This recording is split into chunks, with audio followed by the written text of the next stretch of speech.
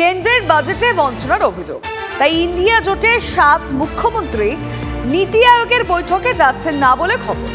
বৈঠকে বাংলার মুখ্যমন্ত্রীর যোগদান ঘিরেও কিন্তু বিস্তর জল্পনা ছিল। তবে সেই বৈঠকে যোগ দিতে গিয়ে দিল্লি ইতিমধ্যেই গিয়েছেন মুখ্যমন্ত্রী। গতকাল তিনি দিল্লিও পৌঁছে গিয়েছেন। নীতি আয়োগের বৈঠকে যোগ দেওয়ার ব্যাপারে একসঙ্গে সিদ্ধান্ত হলে অন্য কিছু ভাবতেন সেটাও জানিয়েছেন। দিল্লি পৌঁছে চা চক্রে মমতা বন্দ্যোপাধ্যায় যোগ দিয়েছেন। আচ্ছা, তাহলে কি সমন্বয়ের অভাব? সেই জল্পনা উড়ালেন তৃণমূল সুপ্রিমো। নীতি আয়োগের বৈঠকে কি যোগ দেবেন বাংলার মুখ্যমন্ত্রী? এই নিয়ে জল্পনা চলছিলই। শুক্রবার দিল্লি গেলেন মমতা বন্দ্যোপাধ্যায়। নীতি আয়োগের বৈঠকে যোগ দেওয়ার কথাও জানালেন। একই সঙ্গে আর্থিক বঞ্চনার অভিযোগে বিজেপির বিরুদ্ধে সুর চড়ালেন বাংলার মুখ্যমন্ত্রী। তৃণমূলের অভিযোগ, বাজেটে উদ্দেশ্য প্রণোদিতভাবে বাংলাকে বঞ্চনা করেছে কেন্দ্র। নীতি আয়োগের বৈঠকের আগে আর্থিক বঞ্চনার অভিযোগে বিজেপিকে এক হাত নেন মুখ্যমন্ত্রী। বাজেটেও যেভাবে বাংলা সহ অপোজিশন স্টেটগুলোকে টোটাল বঞ্চনা করা হয়েছে, বিমাতৃসুলভ আচরণ করা হয়েছে, তার জন্য আমরা এই ডিসক্রিমিনেশনটা, এই পলিটিক্যাল বায়াসনেসটা মেনে নিতে পারছি না। প্রধানমন্ত্রী নরেন্দ্র মোদীর নেতৃত্বে শনিবার নীতি আয়োগের বৈঠক রয়েছে দিল্লিতে। বাজেটে আর্থিক বঞ্চনার অভিযোগে বিরোধী ইন্ডিয়া শিবিরের বেশ কয়েকজন মুখ্যমন্ত্রী ওই বৈঠক বয়কট করছেন।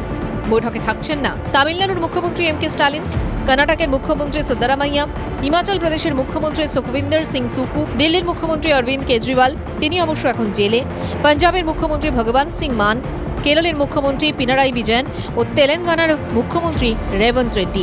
ইন্ডিয়া শিবিরের 7 মুখ্যমন্ত্রী যেখানে নীতি আয়োগের বৈঠক বয়কট করেছেন, সেখানে কি বাংলার মুখ্যমন্ত্রী যাবেন?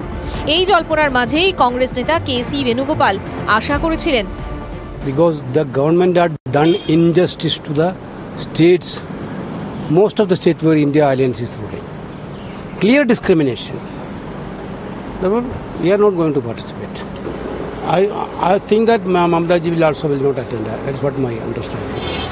যদিও নীতি আয়োগের বৈঠকে যোগ দিচ্ছেন বাংলার মুখ্যমন্ত্রী, তার কারণও ব্যাখ্যা করেছেন মমতা বন্দ্যোপাধ্যায়। मैंने बोला कि अगर इसको बारे में एक कोऑर्डिनेशन होगा तो तब भी हमारा पता चलता है, लेकिन मैंने कल मीडिया में देखा, लेकिन उसका पहले हम डिसीजन करके हमारा स्पीच भेज दिया। I will speak not only for me, I will speak for all opposition about all Indian alliance. এটা না বোঝার কোনো কারণ নেই। এখানে মমতার হাজিরা আসলে কোনো না কোনোভাবে মোদিজির কাছে একটা সদর্থক বার্তা দেওয়ার জন্য যে আমিও কিন্তু সাইডে সাইডে আছি। জোট না সান্ধ্যকালীন একটা রাজনৈতিক রূপচর্চা, সেটা নিয়ে তো মানুষের মনের সবচেয়ে বড় প্রশ্ন আছে। 2022 সালের শেষবার, তারপর নীতি আয়োগের বৈঠকে যোগ দেননি মুখ্যমন্ত্রী। শনিবারের বৈঠকে ইন্ডিয়া জোটের 7 মুখ্যমন্ত্রী থাকবেন না। এই সময় নীতি আয়োগের বৈঠকে বাংলার মুখ্যমন্ত্রীর যোগদান বেশ তাৎপর্যপূর্ণ বলেই মনে করছে রাজনৈতিক মহল। জ্যোতির্ময় কর্মকারের রিপোর্ট, TV9 বাংলা। নজর রাখছে এই মুহূর্তের বড় খবরের দিকে। আনন্দপুরে প্রমোটারকে কুপিয়ে খুনের ঘটনায় যুক্ত 3 জন। তদন্তে নেমে চাঞ্চল্যকর দাবি আনন্দপুর থানার মূল অভিযুক্ত আব্বাস ফোন করে ডাকে আরিফকে। বেশ কিছু বিষয় কথা হয় তাদের। ঘটনাস্থলে আরিফের জন্য অপেক্ষা করছিল 3 জন দাবি তদন্তকারীদের। এলাকার সিসিটিভি ফুটেজ পুলিশ এই মুহূর্তে খতিয়ে দেখার চেষ্টা করছে। আরিফ তৃণমূল কর্মী ছিল বলে স্থানীয়দের দাবি। গতকাল বাড়ির কাছেই আরিফকে কুপিয়ে খুনের অভিযোগ ওঠে। আর কি তথ্য আছে এই মুহূর্তে লাইভ আপডেট নেব আমাদের প্রতিনিধি সরাসরি সুশোভনের কাছ থেকে। সুশোভন, দেখো, এই আরিফ খান তাকে প্রথমে ডেকেছিল আব্বাস এবং আরও তার সঙ্গে আরও 2 জন, অর্থাৎ 3 জন তাকে ডেকেছিল বলে পুলিশ সূত্রে খবর। এবং তারপরই একেবারে যে ঘটনাস্থল, সেখানে তাকে যখন ডাকা হয় তা বলা হয় যে বেশ কিছু কথা রয়েছে, তারপরেই তাকে খুন করা হয়। কিন্তু কী কারণে খুন এখনও পর্যন্ত বোঝা যাচ্ছে না। এবং এই আব্বাস সহ আরও যে 2 জন, অর্থাৎ সব মিলিয়ে 3 জনের পুলিশ কিন্তু ইতিমধ্যেই খোঁজ করছে। তুমি একেবারে যারা রয়েছেন তারা একেবারে পরিচিত, আসলে একটু কথা বলার চেষ্টা করি। पकड़ ले भाई, थोड़ा उठा भाई, उल्टा आवाज। আচ্ছা আব্বাসের সঙ্গে ওর কি কোনো গন্ডগোল ছিল? না না না কিছু, তাহলে আব্বাস মারলো কেন? ওই আব্বাসই বলতে পারবে যে কেন মারলো। কি কালকে ডেকেছিল কখনো? ফোন করে ডেকেছিল আব্বাস? আব্বাস ডেকেছিল? হ্যাঁ ফোন করে ডেকেছিল। আব্বাস ফোন করে ডেকেছিল, তারপরে বাইকটা নিয়ে যায়।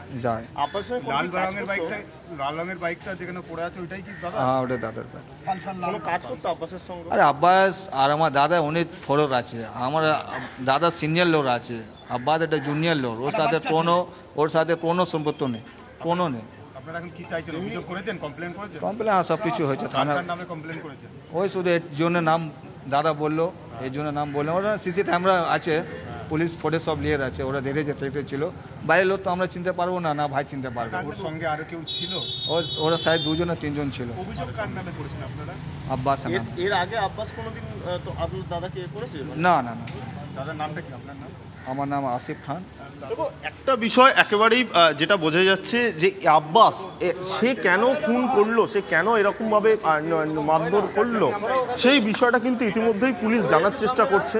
এবং ইতিমধ্যেই যেটা পুলিশ জানতে পেরেছে যে একেবারে ঘটনাস্থলে কিন্তু আব্বাস এবং আরও যে 2 জন অর্থাৎ সব মিলিয়ে 3 জন ডাকে একেবারে আরিফকে। আরিফ যখন ঘটনাস্থলে যায় একেবারে যে সেই জায়গায় সেখানে মারধর করা হয়। পুলিশ কিন্তু ইতিমধ্যেই সিসি ক্যামেরার যে ফুটেজ সেগুলো সংগ্রহ করেছে এবং এই আব্বাসের খোঁজ কিন্তু চারদিকে চালানো হচ্ছে। সব মিলিয়ে এই ঘটনার এই কেন খুন করা হলো, এই নেপথ্যে কি রয়েছে সেটাই কিন্তু আনন্দপুর থানা তদন্ত করে। তুমি নজর রাখো সুশোভন, আপাতত ধন্যবাদ। কি বলা হচ্ছে এই বিষয়ে আমরা শুনবো। উনি ব্যাগের কাজ করতেন, ঠিক আছে, একটু সোশ্যাল ওয়ার্ক করতেন, ভালো ছেলে। এবং প্রমোটিংয়ের টুকটাক কাজ তো পাড়ার ছেলে করেই, ঠিক আছে, কিন্তু এটা প্রমোটিং নিয়ে কোনো ঝামেলা নেই। এটা কেন মারলো, ওদের কি ঝামেলা আমি বলতে পারছি না। হ্যাঁ আব্বাস কি কাজ করতো ও জানা নেই আমার কি কাজ করতো। ও কি করতো? প্রমোটিং করতো। প্রমোটিং আগে করতো, এখনো হ্যাঁ কাজ পেলে করে, নাহলে হ্যাঁ তৃণমূল করতো। হ্যাঁ পার্টি করে, পার্টির লোক ছিল, পার্টির কাজ করতো। আরিফ খান কি কাজ, কি কোন দল করতো? টিএমসি। হ্যাঁ